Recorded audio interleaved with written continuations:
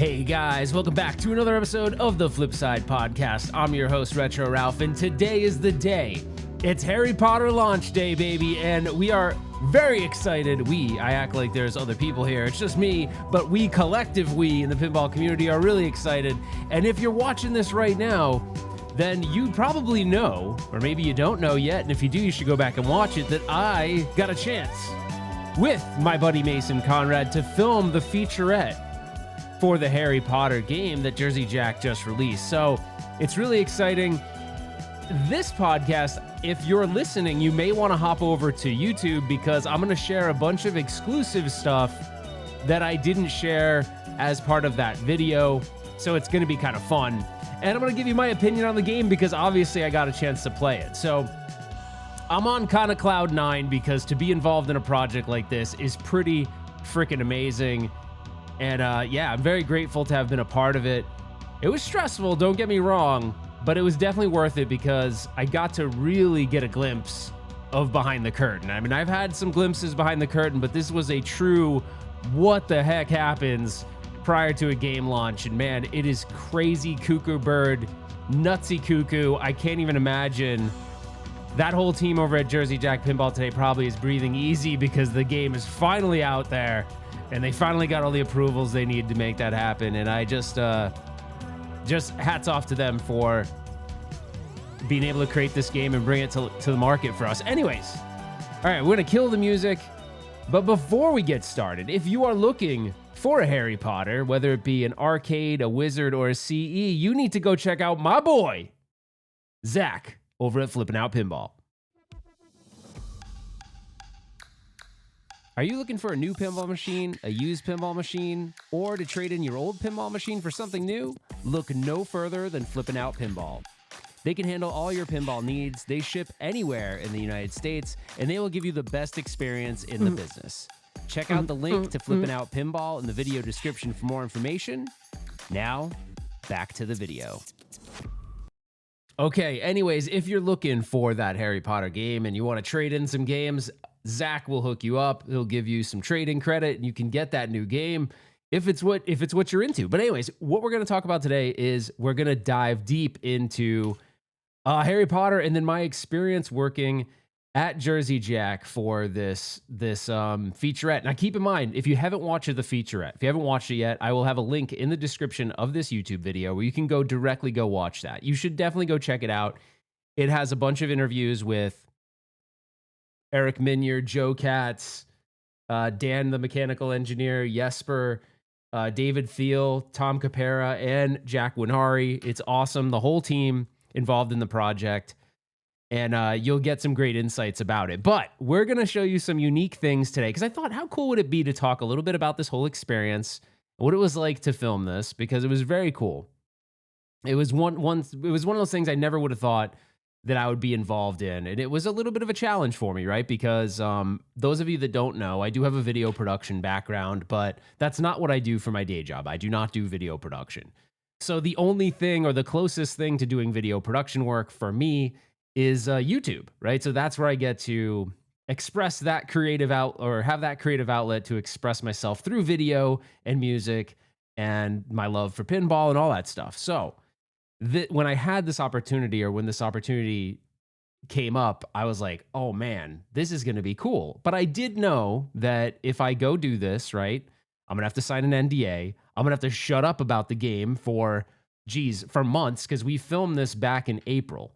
So keep in mind, we filmed it at the end of April. So I've had to go the whole month of May knowing what the game looks like, I played the game, and I had to shut up about it. Do you know how hard that is for me? I don't do that. So I had to exercise that a little bit of that muscle. But I also work in technology where NDAs are very serious things. I took my NDA very seriously. I didn't tell anybody anything. There are some people that are probably going to find out that I did this for the very first time. I had no clue. Had no clue that I was involved in this project. So it was really, really awesome. And yeah, we're finally here. It was torture for me, though. I don't even know how.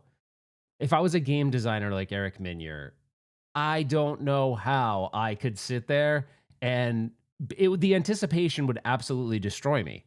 I would never be able to do it. I'd go absolutely nuts. I'd be in a padded room. I wouldn't be able to do it. So hats off, Eric, for you must be a patient man, because I don't know how you could do it, or any game designer out there. I don't know how you do it, because you're probably so excited about the thing you've created. You want to show people so bad, but you can't. You have to wait for deadlines and dates and approvals and all that stuff. And of course I knew about that, but being on the other side of it, it is very interesting, because you've got to submit your video and you've got to go through your approval process, and you can't say this and you can say that and all that stuff. So, so this is a different kind of video for me, right? You're going to go over to Retro Ralph, you're going to watch a video, and that video I did produce. So that video is all of my, that there's nothing scripted about it, but when I say produced, it's that I had to figure out what I wanted to ask each person to be able to effectively get the answers I needed to be able to put an effective video together, and then give it to Mason and go, all right, Mason, this is what we got. And so I had a blast. I had an absolute blast working on this. The game is beautiful, both the CE and the Wizard. We didn't get to see the arcade version. I'll talk about that in a little bit, but I have all the info on the arcade version if you're interested. So anyways, I'm going to dive right into this. We're going to go right into it, and I'm going to kind of like give you guys some commentary along the way. So what we're watching right now, I got to throw the disclaimer out there that anything in this video could have some pre-released assets, and some of this could be subject to change. So that's my disclaimer right there. So what we're going to do, though, before I even dive in, what we're going to do, oh man, that always happens to me. What we're going to do is I'm going to walk you through some of the shots. I don't have all of them, and I got to throw a disclaimer out there. It's my second disclaimer, is that like, I'm not like Joel at Flipping Out, where I can play a game once and like remember everything or analyze the whole layout. It takes me a long time. And keep in mind, my main objective going out there was not to do a deep dive of the game play, right? And all the rules and things like that. That wasn't the point of this featurette video. So I did get to play it, but it was, playing it for certain shots we needed. And then, so we were really busy. I mean, we got there at 7 a.m. and we didn't leave sometimes till 6 or 7 o'clock at night. So, and that was working the whole time. And then keep in mind, we're in an active factory filming this thing. So what you see, it looks like a set, but that set is inside Jersey Jack's factory. And I will show you pictures of that in a little bit. So you could be in the middle of recording something, and all of a sudden you hear like, and you have to seriously go, okay, guys, cut, we can't take this. All right, everyone quiet, because you're in the middle of a factory. They're building games. So it was a challenge and a half, and at about 3 o'clock is when the factory starts to get real quiet, and you can kind of film consistently without taking many breaks. But yeah, that was definitely a challenge. So what I'm going to do is I'm going to walk you through some of the things that you might not have seen as much of in the featurette. So we're going to jump over to that real quick. This, again, the disclaimer, some of the things in here may be assets that do not make it into the final game, but most of this should be final stuff. So there isn't anything that's too, that anybody should have too much of an issue with. Okay, so the first shot I want to show you guys is this is the left shot, which is the Quidditch, the little Quidditch play field, which is kind of like raised above. So basically you shoot that left ramp, and then you'll see you're up in that Quidditch area. Now I'm going to give you a close-up of it, but there's a little mini flipper up there, and there's like a little orbit that you can just keep going around and round and round. It's super fun. It's really fast. The game in general itself is very fast, and once you get it down, it has a lot of flow to it. So this is what that shot looks like. I'm going to play it all the way in its entirety so you can see it one more time. So this is the full motion, and then there's a ramp on the right that drops you back down, and it kind of feeds over to your right flipper. So if you let it drop down and the game is leveled, it should fall back down to your right flipper. This is a very, very fun shot. The Quidditch playfield is like its own little mini mechanism in itself. Really cool. And once you get a groove, like once you figure out the timing of it, you can just keep on like hitting it, and it's a lot of fun to do. This was probably, even though you wouldn't think it would be, this is probably one of my most fun shots, because it's very satisfying when you just keep on like ripping that orbit, and it's small and tight, so it goes fast. It's very, very cool. So this is the left ramp shot, which lets you start playing Quidditch. Okay, so we'll go to the next shot. The next shot is the staircase shot. So keep in mind, these staircase shots, The staircase rotates, so I can't remember the number of combinations in the featurette. We tell you how many unique ball paths are created from this. So keep in mind, depending on where that staircase is what the ball's going to do. So I'm just showing you one of the shots for the staircase. So I'm going to start it over right here, and you'll see the full sequence right now.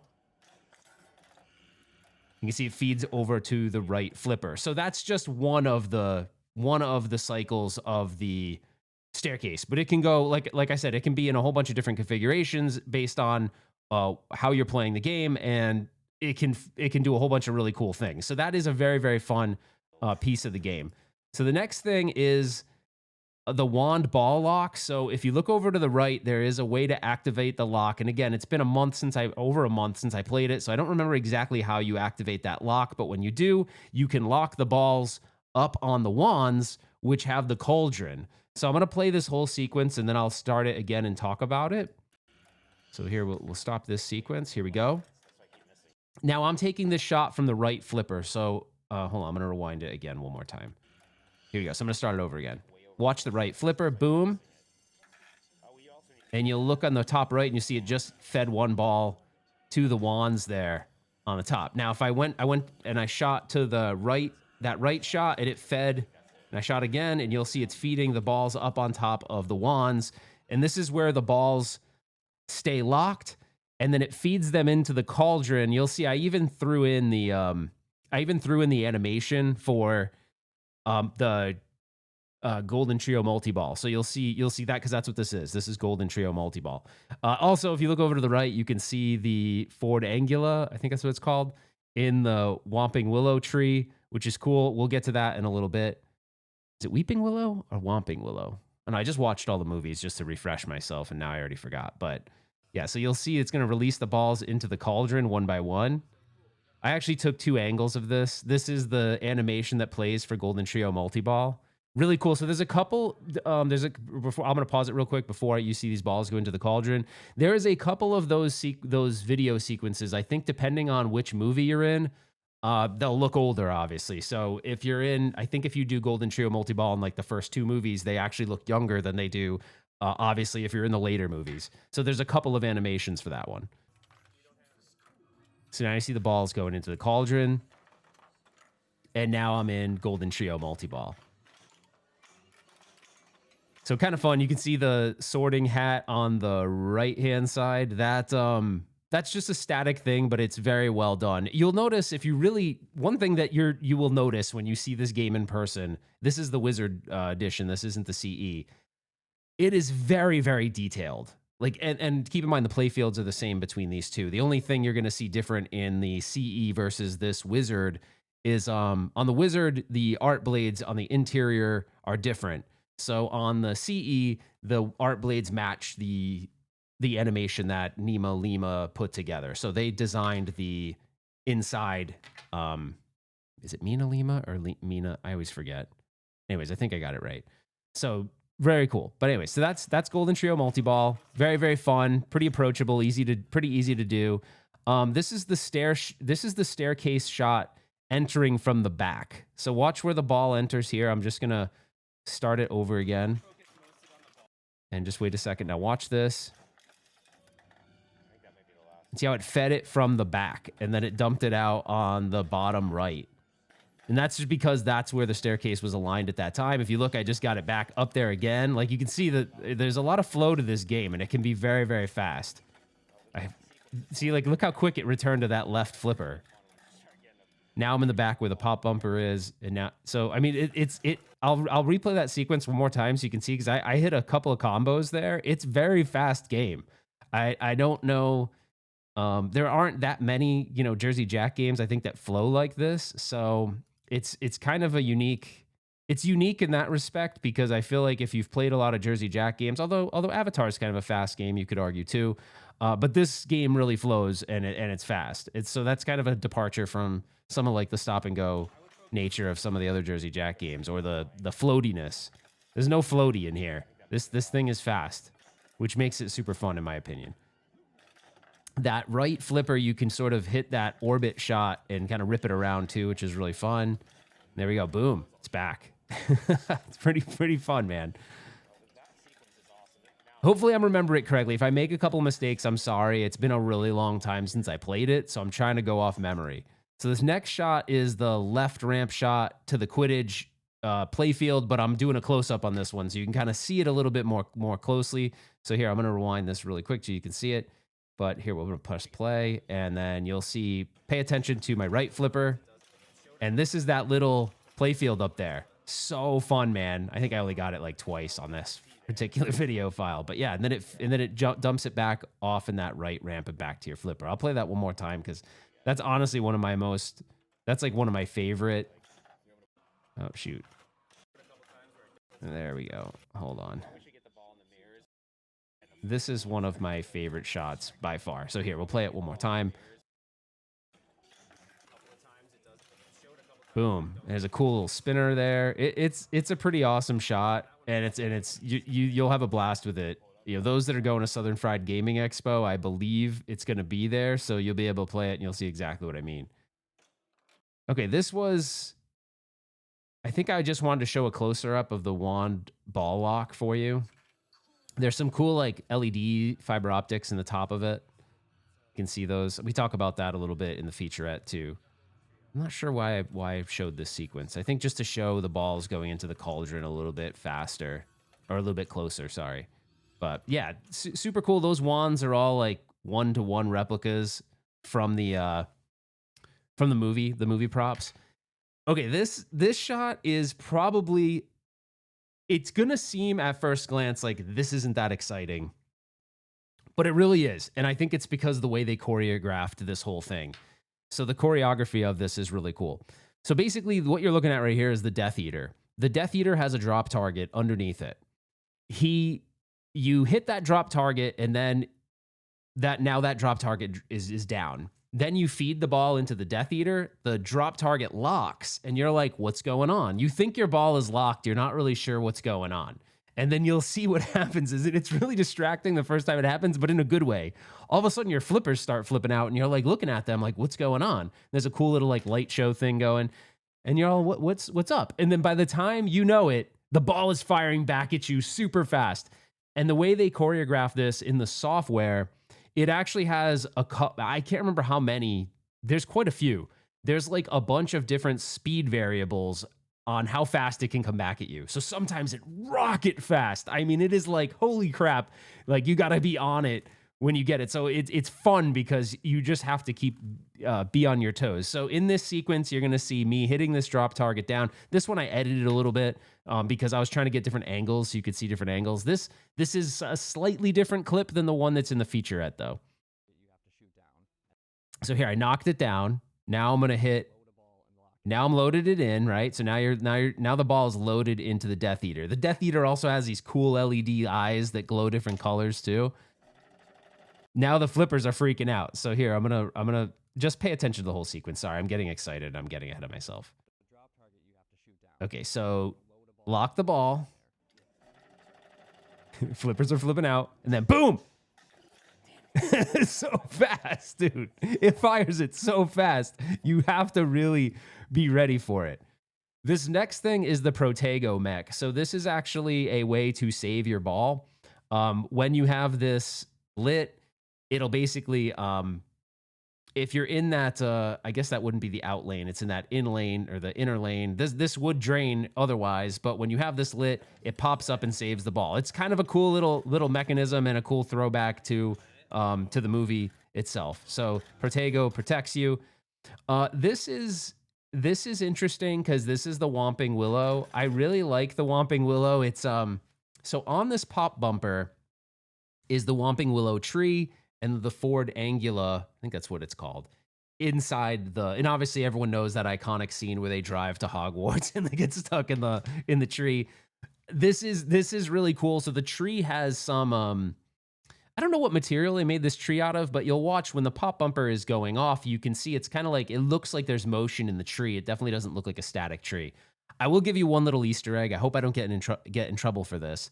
But if you look, you'll see a Quidditch player here on the left. So look at the Ford car and then move your eyes over to the left and you'll see this Quidditch player with the number 11. Well, this was an Easter egg that Eric wanted to put into the game because this is the 11th Jersey Jack game. Well, there is no number 11 Quidditch player, so I believe this got pulled from the game. So when you get your game, this Quidditch player will look exactly like this, but there will be no number 11 on the back. That's kind of a bummer because I thought that was a really cool little, I don't know, that was a cool, like, it's cool that Eric's like kind of putting that in there as like a fun thing to say this is game 11. Anyway, so I'll play this really quick so you can kind of see the tree looking like there's some movement as the pop bumper's going off. Actually, this is actually version 1 game. So this was serial number 1. So it was funny because I felt like the pop bumper wasn't going off quite the way it should. And Eric came over, he's like, yeah, this is one of the like prototype early ones. So this isn't one that will go to a customer. This is one that will stay at Jersey Jack. But he tweaked it and he's like, yeah, this was set wrong. And he set it up for me and everything was working fine. I can't remember if we got this shot after he set it. I feel like this pop bumper's a little less aggressive than it is normally. So just so you can see it for reference, I thought it'd be cool. I'll play it one more time so you can see it. But I'll tell you, man, everything in this game is super, super detailed. One thing that I didn't show, let me just see if I can go back. So if you look at the staircase, there's pictures on the staircase, and if you remember the pictures in the movie on the staircase, they change, right? There's motion to those pictures. And I always get this term wrong. I can't remember if it's called venticular. I always forget what that's called, but it's that stuff that they have a lot in Disney where you're looking at a picture maybe at like the Haunted Mansion and the picture changes. This is how detailed these guys are at Jersey Jack. And I was like, dude, what the heck? That's nuts. But the pictures change. So they put little mini venticulars. Sorry if I get that name wrong. Correct me in the comments. So like when they change, the pictures freaking change. I just think that's so cool. And you'll notice a lot of detail throughout this game that you might not notice in the fast moving trailer. Another thing too is all the light covers are the books. So if you look at a light, you can see right here, if you look at the light that's actually right above, if you look at the 2 balls that are locked in the wand, if you look at that light has a book cover over it. So everything is just very detailed. One other thing that I didn't get a shot of, at least for right now, I do have it. I believe there is a shot of this in the featurette, but you can see the mirror in the background. So when the ball is on the Wamping Willow and it's bouncing around there, where the pop bumper is, you can see your ball in the mirror, which is really cool. It's just really their attention to detail in this game.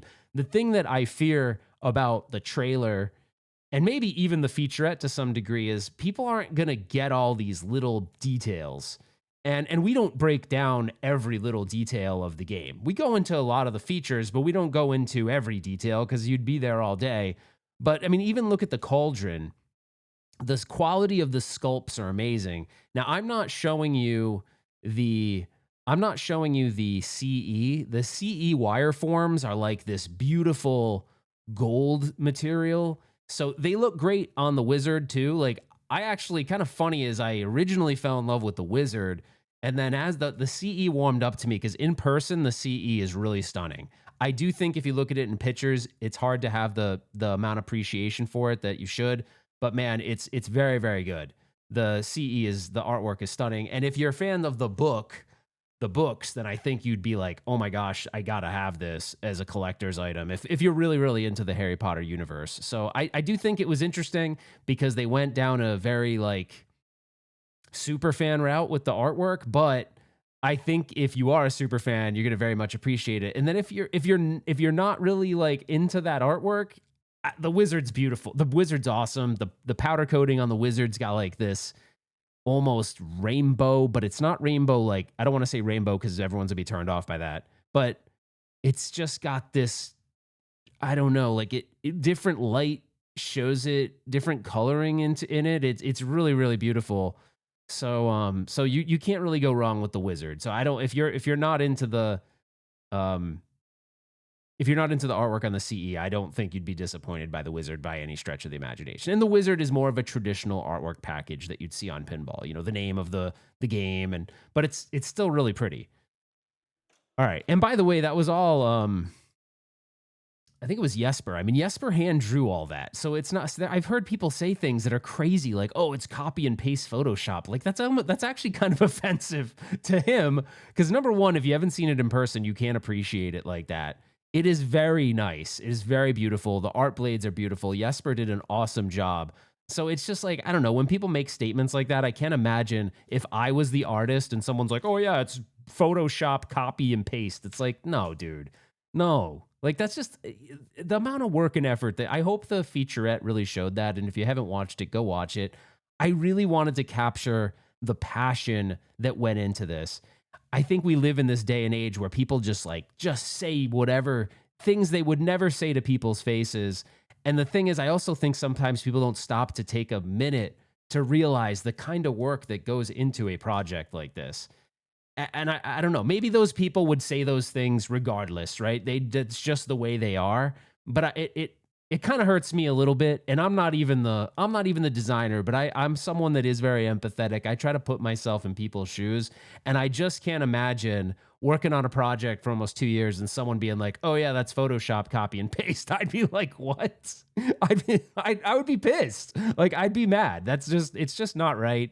Anyways, you can't make people, you can't, they're going to say whatever they're going to say, but hopefully what happens is the majority of the pinball community, which has a very reasonable outlook on things, can deduce information, take in information, deduce it down to something, and have an intelligent comment versus "this sucks" or whatever, because that doesn't help anybody. Of course, artwork is subjective and some people aren't going to like things, but I do think, like, let's be respectful with our feedback. These people are human beings that put a lot of passion into these projects. I don't care what company they're working for. They're all very passionate people that are in this pinball space making these games for us. So anyways, that's my take. And people can rip me for it, and I don't care. I'm unapologetic for that. I very much appreciate the entertainment that these people provide for us. Whether you like the game or not, whether you like the theme or not, you cannot refute that there is a ton of hard work and effort that goes into making these games. Okay, rant over. Let's go. All right, so we're going to go back to the next clip really quick, which I think is the Wamping Willow one more time. So you guys are going to have to watch that one more time. This shot is so beautiful. Like, I love the way it feeds the balls into the cauldron and then lets them out into the playfield. It's very, very cool. So we'll go to the next clip. So this is the Death Eater battle again. So let's just show it one more time. Locks the ball, flippers flip out, and then bam, shoots it right at you. Bam. That's one of the harder ones. That, like I said, there's a various speed settings on it. This is Protego. We already looked at Protego. So that's a way to save your ball. When that's lit, it will pop up, which is great. All right, you can hear me and Mason and I talking to each other. Here's the Wamping Willow again. Like I said, if you didn't catch it, the number 11 on the Quidditch player will not be there. That was a little Easter egg that had to get pulled out because of licensing concerns. Okay, so here's the editions of the game. You're going to have the arcade edition. This is the right side of the artwork. Now, keep in mind, this artwork is going to look exactly like the Wizard. There's no difference on the artwork. The decals are not radcals on this, though. They're regular vinyl decals. And the armor is not powder coated. It's just actually, I shouldn't say that. It's a black, I think it's just a black generic powder coating. There's nothing like special about it. It does not have a shaker motor. It does not have art blades. It does not have the microphone, headphone jack thing and the Bluetooth in the front. And I think that's, and it doesn't have a shaker. I don't know if I said that. It doesn't have a shaker. And it doesn't have Invisiglass. So I think that's all the things. This is the left side of the cabinet. On the arcade and Wizard, you got heroes and villains. That's what you're going to have on both sides. So this is the villain side. It's really cool because even the heroes and villains is on the back glass too. So you notice that reddish color, and the green. So you got your heroes on the right and your villains on the left. Very, very cool. I when people see this in person, I think they're going to really like the Wizard a lot. I know it's generic in the sense that, not generic, sorry, wrong word, but it is, it's more traditional, right? This is what you'd expect from pinball art, but it is very beautiful. And if you're a big fan of the movies, I think this does the franchise justice. Okay, so there you go. There's the arcade edition. And that's $10,000. The Wizard edition, I believe, is $12,000, right? I believe. I should have known that prior to this. I'm pretty sure. Correct me if I'm wrong. So here you're going to get your powder coated armor, which, like I said, you can almost see it a little bit in this picture. It's kind of got like, I really don't want to say rainbow because it's not rainbow. It's like got all these different color patterns that come out as the light shines on it in different ways. It's very pretty. You do not get a topper on the arcade. You do get the acrylic topper on the wizard. I actually really like this topper, believe it or not. I think this was a really nice topper. And it's almost like it reminds me of the Evil Dead topper. Like the Evil Dead generic topper that comes with it is actually really nice. This one is too. It's very nice layered plastics and it looks really pretty. So I like it. And it's like a Quidditch game or match going on up there. This does have the radcals, so you're going to get the radcals, you're going to get the shaker, you're going to get the headphone jack, all that stuff, which is interesting because I don't think it's there, yeah. You're going to get the headphone jack, you're going to get all the stuff. It's essentially going to be the same. You're going to have all the stuff you would have in a normal LE version of a Jersey Jack game, but except that it's just called the Wizard. Okay, so that's the left side. The right side, like I said, it's going to look exactly the same as the cabinet you just saw, except the radcals are there and the powder-coated armor's there and the topper. The collector's edition, you're going to get all the stuff I talked about, except you're going to get the Hogwarts castle topper on the top. Now, I think when I was there, unfortunately, we don't have a ton of footage of the topper. It does do things. I got to admit, if there was something that we could have focused on more, I guess it could have been the topper in the featurette video. I hope I haven't seen, actually right now I'm recording this the day before the launch, so I have not seen the official trailer. So I don't know, in the official trailer, they may highlight that a little bit more. Here you see right side, left side. If you watch the featurette, this artwork tells a story of the Harry Potter movies through the artwork of the cabinet. So I won't spoil that. If you want to go watch the featurette, we talk about that a bit more. I do like this topper. It does feel, it looks nice, but I don't know all the things that it does because when we were there, I was not focused on the topper. I was really focused on, we have a video to produce. We gotta get these interviews done, and it took a long time, right? As you can imagine, we interviewed a lot of people, and that was the core, that was the majority of the video. So we had to really figure out how to manage time. And I only did it, Mason and I were only out there for 2 days. So we did have half of a third day, thankfully, because we had a couple little things that we hadn't done. But yeah, so this is the collector's edition. And then I have some pictures. So this was some pictures of the whole experience. And I'll tell you, man, this was just awesome. I can't tell you how much fun we had. That's Mason, for those of you who don't know. He does a lot of editing for the channel.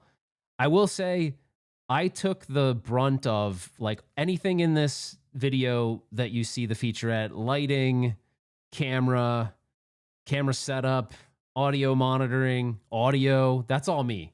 So I focused on that, and I had Mason focus on a little bit more of the camera work aspects and then any of the editing. And he had to piece a lot of stuff together. So we both had very heavy lifts on this project, and I feel like we split up the workload pretty well. And we just had so much fun with this. Like this was like a dream project for us to be able to do something like this. And this set was really interesting. So just before I go on to the next picture, this is the set that they use. So in the trailer you probably saw. So at this time, if you're watching this, you probably already saw the big trailer, the reveal trailer. In that trailer, this set wasn't in Chicago or in Illinois. It was in North Carolina for that film project. They shipped it back to JJP, and I had no idea we were going to have this set. I was nervous because I'm like, where are we going to film this video in a factory? So we dressed up the set. I had some backlighting, and we actually had to diffuse the lights. Lighting was a little bit of a challenge here because you don't see this in the photo, but on the right-hand side of this set are these gigantic windows that just pour light in from the side. Outside of covering them, which you'd have to get up on, I don't know, probably a forklift or something, or some kind of big lift to get up there, we didn't have the means to do that. So really, lighting was a bit of a challenge, but I think I got it. You know, the finished product, I think, came out pretty good. There was a couple things I just couldn't get around because we were filming in a factory. It's definitely not ideal filming situation, but hopefully when you watch it, you don't know that, right? And if you don't know that, then we did our job really well. And I was able to, with the way I set up the microphones, I did not use a boom mic. I lapel mic'd everybody, but we did some post-processing on the audio that I think really you probably will not tell or will not hear any of the factory noise, which is kind of crazy because we were able to maintain the audio quality of the people we were interviewing, but drown out some of that noise, which was tough. But we have also a lot of cutting room floor footage that didn't make it in because it just was too noisy. So we couldn't completely eliminate it. But I was so stoked to have the set. And we did have to defuse these windows because if you look really close at these windows, you can see that you're in a factory. You can see the factory lights. Actually, Tom, the COO or Chief Operating Officer over at JJP, was able to, with his phone, all these lights in the factory are controlled with. He has like an iPhone app, I think. It could be Android. I'm not sure, but whatever. It's a phone app, and he was able to shut off. Obviously it's an active factory, so you can't shut off the factory workers' light, but we were able to shut off enough of it to kind of remove a little bit of that harshness and get back that vibe of we're in a castle. You know what I mean? So my only regret is I wish we would have put candles, but I just, there's a lot of money I had to spend on gear for this project that I didn't necessarily have. So I was, this cost me quite a bit of money to do this project. So it was interesting, but to me, I didn't care because this was an awesome experience, and I love that I can say I did this. You know what I mean? So pretty cool. And I think Mason feels the same way. It was a very cool experience. I know now if I do one of these again, I have a list of things I would do differently to make it even better. Although I think the finished product was really good, and I hope you guys enjoy it. So, all right, there's one picture of Mason and I. We'll keep moving along here. This was, I think, after we interviewed Jack. Jack is such a nice man, like such a nice guy. I really enjoyed my time with Jack. He was so nice to us, and he really took the time out of his day because he had flown over from New Jersey for the day to do this. I think he was there the day before, though. Just a very kind man, and he's really spent a lot of time talking with us, and he was excited. You can tell everyone over there is like, I know that he's worked on this for a really long time trying to secure the licensing. So I really enjoyed that time I got with Jack, and I know Mason did too. This was when we were interviewing Eric Minier. You can kind of see now the factory lights I'm talking about. You see, if you look over Mason's shoulder, there's a bunch of pallets. There's those lights were like the bane of my existence because during certain parts of the day, they were just glaring in so much light on the right side, or actually the left side of the person sitting in the chair. So that was a little tough. We had two cameras. I had an A camera and a B camera. For those of you who don't know, the A camera is like your primary camera. Your B camera is like your secondary. I had really nice preview displays on there so I could see exactly how the shot was being framed at all times. We were all wearing, this was my last minute idea. I wanted to have wireless monitoring so I could always hear the audio no matter where I was, and I wasn't tailored to the camera because a lot of times when you're doing audio, your headphones are plugged directly into a camera or into some recorder. That's less than ideal because you can't walk around, and I wanted us to be able to move around freely. So yeah, and if you notice, I have my little, I don't know what these little things are called. I got a couple of these little blue, if you look at the light stand on the right of my shoulder, there's that little, it's like a gypsy thing. I don't know what those things are called, but I put them on a couple of the, I was trying to get into the spirit of Harry Potter. So I had a couple of Easter eggs here and there. I know Eric got a kick out of that. So Eric was so fun to work with. And boy, man, in this picture, I'm looking at Mason and I'm basically, we've worked together for a long time, so it's easy for us to kind of like understand what we're saying without saying something. And I was looking at him, and my eyes were like, Eric just freaking destroyed that section of the video, like killed it. Because I was asking them tee up questions. I'm not telling them what to say. I want it to be a natural reaction. I want to get their passion and their feeling about the game out. I don't want to tell them what to say. With Eric, it was like so effortless because the guy has so much passion about what he's doing. And man, I'd ask him a question, he would nail it. He would just nail it. And he'd sometimes take it in a direction I didn't expect. And a lot of that direction I didn't expect ended up coming out to some really awesome footage that you see in the featurette. So Eric was just absolutely knocked it out of the park. And he's so natural on camera. So it was pretty awesome working with Eric. So that's that picture. Then I think the next one, let's see. So this is just a far shot. By the way, Ken Cromwell took all these pictures, so thank you, Ken, for doing that. I was kind of like, man, I wish we could capture this experience. So the fact that he did that for us is great. For those of you who don't know, Ken is no longer with Jersey Jack. He just joined Flippin' Out Pinball. There's no, obviously I would want Ken to tell his own story. Ken didn't leave in the middle of this roll in the middle of the launch. He did believe that they were going to do it or get it launched in May. Obviously, that didn't happen. So he had all intent, and he had full intent to be there for the launch. Unfortunately, it didn't work out that way. But there's no like weird reason why he left. He just, like anything else, right? You have expiration dates when you work for companies, and I think he wanted to move on. So congratulations to Ken. I think Jersey Jack obviously lost a really passionate, awesome guy. I got a chance to know Ken over the years, but I will say that I'm really, I'm stoked for Flipping Out Pinball because Zach and the crew over there are gonna really have a great employee that's gonna be part of their team now. So yeah, definitely a loss for Jersey Jack, but I'm sure they'll find someone to fill some pretty big shoes with Ken. But Ken's a really, really freaking nice guy. And that's really everyone over at Jersey Jack. They're all awesome. So all right, so that's that picture. We'll go to the next one here. The next one, this is Joe Catz. He was very fun to be around too. Software engineer, right? He writes the code. I felt bad for him because his section was earlier. I think we did Joe first, and the friggin' factory was so loud, and there were so many takes that he did that were great that we couldn't use because there was too much noise, and I felt so bad for him. There's really no way to avoid it. Like, even if I had a boom mic, it wouldn't have mattered. It would have got picked up on the microphone. It's very loud in there. So, but the thing is, you have these windows of opportunity. It's like, so during the day, it was very challenging to film. I'm not going to lie, because we had takes we had to redo that were really good. And that's hard, especially when you said it exactly how you wanted to say it. So Joe was a really good sport, but I could tell, like, man, it was tough for him because we had to keep being like, nope, you got to stop. Nope, you got to stop. So Joe was a great sport and a great guy. And he did a lot of explaining to me on the game. And so I'm grateful for that. And you can see me holding my clipboard over there. That was for me to stay organized. I had printed out all of my notes. I'm not the most organized person usually.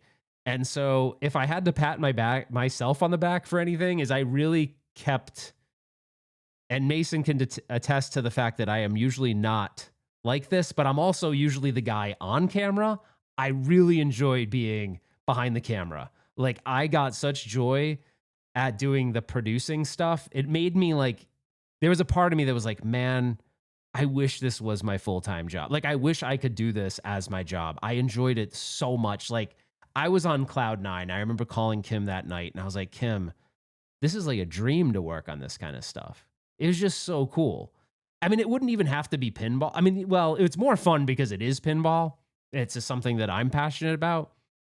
But I just loved the idea of like being able to provide some direction, because sometimes people will say something with a lot of passion, and then that take wasn't good, right? Because of the noise level. And you're like, hey, could you do that again? Exactly how you did it. Keep the passion high.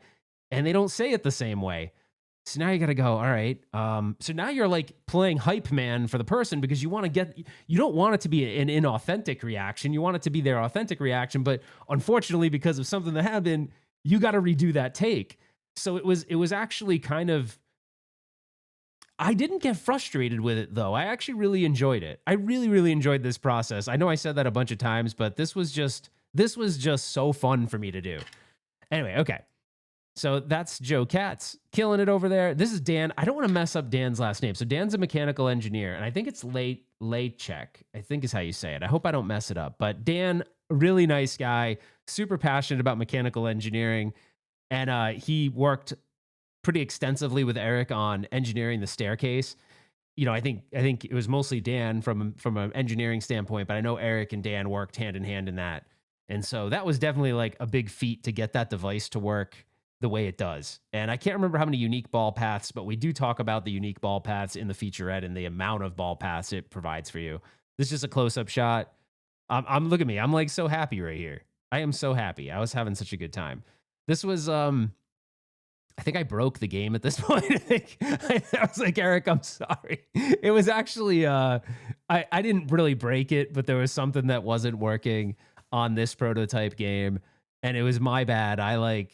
I did something. I can't remember what it was, but Eric fixed it for me, and he's like, oh yeah, this won't be in the production game, but But no, Eric was so cool to work with. We actually ended up going out this night. We went to Interium, Eric, myself, and Mason, and we were so exhausted though. But we definitely had we had a good dinner. I can't remember what beer he had me have. He had me grab some IPA that he liked. It was really good too.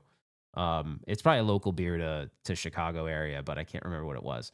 Those banners that you see, the banners of the different houses, those were actually kind of interesting because it was really hard to get those to hang correctly. Because this structure is big, man. This is a big structure. So it was pretty interesting working with it. And I had to do some pretty creative things to light the back of it, just because it was kind of an awkward place. Here's Ken, Mr. Cromwell. Congratulations on the new gig, man. He was so awesome. He's really the reason why we got chosen to do this in the first place. He believed in me and Mason that we could do this, and I appreciate that he gave us that opportunity because I had such a blast. I mean, he knows I was like, I'm gonna talk more about it on the roundtable on the JBS show because I probably was everyone's biggest pain in the ass during this thing because I couldn't talk about it. It was so frustrating. Being the Chamber of Secrets was really freaking hard for that long, and I can't even imagine. Imagine being the game designer. You gotta wait for years sometimes. It's brutal. I don't know how these guys do it, but anyways, Ken was awesome. Here was some pre-set up stuff that the ladder's out because I was trying to get these banners figured out. We were going to use all three and then we didn't. So I actually ended up scaling that back and we did the one. I think we did two actually. This was, and dude, moving these games around was brutal. So if you ever see certain things, if you see certain things like that seem a little off, maybe it's because we move these games around like a million times. So every time I moved them, you'd have to re-level them, and you know because it's just sometimes people weren't around or I didn't have a card available, so I was like moving them with Mason. So it wasn't easy to keep moving them around, to be honest. And Jersey Jack games are pretty heavy. If you've never moved one around, they're not light. So it's like moving a tank when you move a Jersey Jack game. So so you have to. My back was definitely bothering me after that week because sometimes I'd be like, "There's no cart. I'm moving it. I'm getting down on my back and moving it." Here I'm going to show you. These are just some of the. These are the 4 multi-ball animations that would play on the back glass. That's actually the back glass artwork. So this is Explore Hogwarts multi-ball. I think this one is the Quidditch World Cup multi-ball, I believe is what it is. Yep, Quidditch World Cup multi-ball. So these are the animations that play. They did a spectacular job on these animations. This is the Death Eater multi-ball. All this stuff is awesome. Like some of the UI, I'm not showing you the UI here, but the UI stuff is awesome. You'll see a lot more of the UI in the featurette. This is Golden Trio multi-ball. They're just, all of them are really good. So that's actually the majority of the stuff I wanted to show. I just thought it'd be cool. Like I have all this extra footage. There's a lot more that I have, but unfortunately, like I just don't have all the time to put it together right now. But I will put together more of this footage over time. For those of you that are interested, I'll probably be getting the game, so I will definitely be streaming it and talking more about it. I wish I could remember all the shots. I just don't. It was over a month ago, and like I said, as much as I was geeking out wanting to play it, I really didn't play it as much as I would have wanted to, obviously, because I had a job to do. So I had a job to do, so I couldn't play as much. But there were a couple nights where there was one night, it was the last night, I think. We stayed definitely a lot later. Like we were one of the last couple still in the factory. And I was just playing on the CE model for a while. And so it was super fun. But this is a fun game, man. I think this feels like a departure from the typical Jersey Jack game. It's not a floaty game at all. It is very fast playing. Not brutal, though. Like, not brutal to the point where it's like a drain monster or anything like that. There's a slight learning curve like any pinball machine. Once you get the sweet spot, you'll start hitting these shots. It'll feel really, really good. And there's a flow to it that I think is lacking in some of the other Jersey Jack games. So I think Eric did a great job with the design. I have no idea there are people out there that are, I got to think like Mark Seiden and Steve Ritchie and Eric Minier. I'm sure they talk and discuss the games they're working on, and I'm sure they do ask opinions of everybody else on the team. And I got to think that there's probably influence taken from all of them. I'm sure that Eric might influence Steve, and Steve might influence mark. And so there's, that's the cool thing about having a tight knit community and a smaller, organization where I know I got to tell you a story. So I saw Steve one night. Steve was leaving was leaving, and he was really curious about what we were doing. He's like, "Hey guys, what's going on?" So he came over, and with Steve, he's got a little bit of a hearing issue. So you have to kind of yell at Steve Ritchie, like not yell at him, but you do have to talk louder for him to hear you. And I was like, dude, I know a million people ask you this. I know they do, but give me like a Shao Kahn. And he's like fatality. And then he's like, you weak, pathetic fool. And he did it. But he loved doing it. He wasn't like embarrassed that I asked him. He's like, oh, you want me to give you some Mortal Kombat? And he did. It was awesome. It's so weird because when he does his voices, it's almost like it's coming out of a different guy. He can do so many. He's such a talented guy, and he can do all these crazy voices, but he's like, you weak, pathetic fool. And I was like, oh my gosh, this is awesome. And then I met, was it Jack? Shoot, I always remember Jack. I always forget Jack's last name. Is it Hagar? He was Mr. Big in Narc, I think, and he did a lot of like early Midway video game stuff. Very, very nice man. I've never actually met him. I've bumped into him, but never had a chance to really talk to him. So he was a really fun person to talk to really quick. And I got to admit, sometimes I can get distracted. I really tried to stay on task for this because this was a big project. I took this very seriously. Like I take these things really seriously. It to me, it was a big responsibility. It was like, hey, I'm being asked to do this. I wouldn't say yes to it if I wasn't fully committed. And I realize sometimes I go really extra on things, but I know that about myself. I don't do anything with low effort. I put the most effort I possibly can into everything, and I don't know everything. And I learn something new every time. I learned a ton working on this project. There are things that there's already gear that I've purchased. Now I don't know. Is another company going to come to me and ask me to do this? No idea. Do I hope they do? Yes, because I loved it. If I have time, I would love to do this for some other organization or Jersey Jack again, because it was a pleasure working with them. I will say that I think the license holder is a little bit, they're very particular about the Harry Potter universe. So they're very much, there's things that did not make the final edit that I hope one day I'll be able to show you guys. I don't know. I'm going to have to talk to Jersey Jack and see if I have any contractual obligations why I can't show some of it. But the intro in the original cut, I like the best. I still like the intro in the cut that you see, the featurette you see, but I hope I can show you guys the original intro, because the original intro, I think, hit a little bit more on the emotional side. And I feel like we created a hook again, but it was harder to create a hook when some of the things we took out were not there.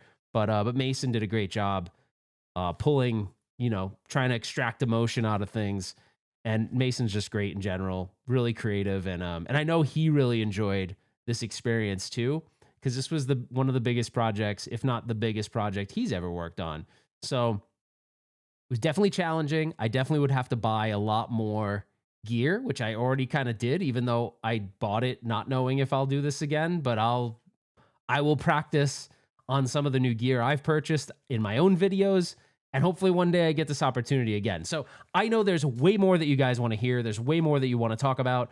That's all I got for right now, but I appreciate you guys watching. Please go check out the featurette. The link will be in the description of this video. I think you'll really enjoy it.